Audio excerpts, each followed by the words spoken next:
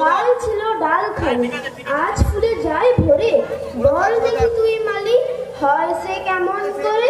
গাছের ভিতর থেকে করে ওরা যাওয়া আসা, কোথা থাকে মুখ ঢেকে, কোথা যে ওদের বাসা। থাকে ওরা কান পেতে লুকোনো ঘরের কোণে, ডাক পড়ে বাতাসেতে, কি করে যে ওরা শোনে। দেরি আর সয় না যে, মুখ মেজে তাড়াতাড়ি, কত রঙে ওরা সাজে।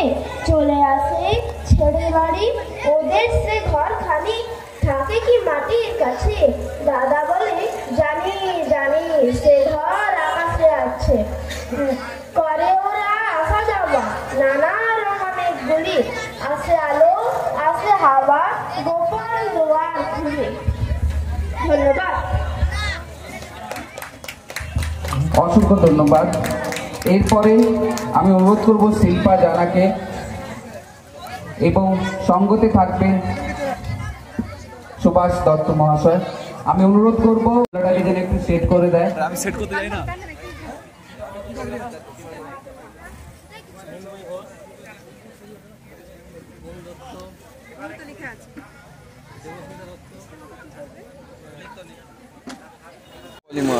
गोपाली में आया है अभी यहाँ पर संगीत अनुष्ठान का जो कुनै बच्चे नानीहरूलाई लिएर संगीत अनुष्ठान छ र यसको लागि मैले आएको छु। तपाईँहरू हेर्नुहोस्, होली पर्व हामी यसरी मनाउँछौँ। টপিক ছিল ভিলেজ ফেস্টিভ্যাল, ক্লাস 6 থেকে 10। সুজয় পাত্র, অঙ্কিতা দত্ত, সুহিনা মান্না। टॉपिक ছিল पोर्ट्रेट। अब निस्किँदैछु, नेपाली प्रोग्रामबाट निस्केको म।